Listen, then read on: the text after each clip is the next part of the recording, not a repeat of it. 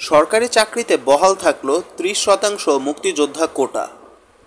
সরকারি চাকরিতে 30% মুক্তিযোদ্ধা কোটা বহাল রাখার আদেশ দিয়েছেন হাইকোর্ট।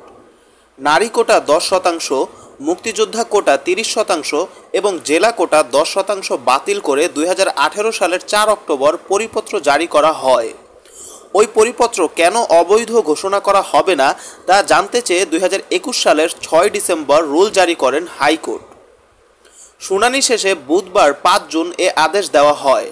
তাতে বলা হয়েছে 2018 সালে জারি করা পরিপত্র অবৈধ। এর আগে সরকারি চাকরিতে প্রথম ও দ্বিতীয় শ্রেণীর মুক্তিযোদ্ধা কোটা বাতিলে 2018 সালের 4 অক্টোবর জারি করা পরিপত্র কেন অবৈধ ঘোষণা করা হবে না তা জানতে চেয়ে রুল জারি করেছেন হাইকোর্ট।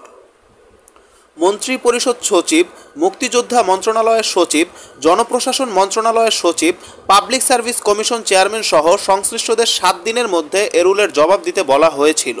গত বছরের সোমবার 6 ডিসেম্বর এ সংক্রান্ত রিটের শুনানি হাইকোর্টের বিচারপতি মোহাম্মদ মুজিবুর রহমান মিয়া ও বিচারপতি মোহাম্মদ কামরুল হোসেন মোল্লার সমন্বয়ে গঠিত বেঞ্চ এ রুল জারি করেন।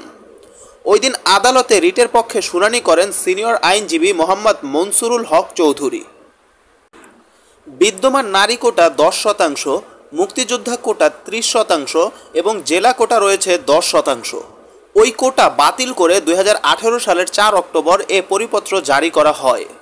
রিটকারীরা জানান, মুক্তিযোদ্ধাদের ক্ষেত্রে 30% কোটা নবম গ্রেড এবং 10ম থেকে 13তম গ্রেড বাতিল করে 14 থেকে 20তম গ্রেডে রাখা হয়েছে, যা বীর মুক্তিযোদ্ধা ও তাদের পরবর্তী প্রজন্মকে হেয় প্রতিপন্ন করার শামিল।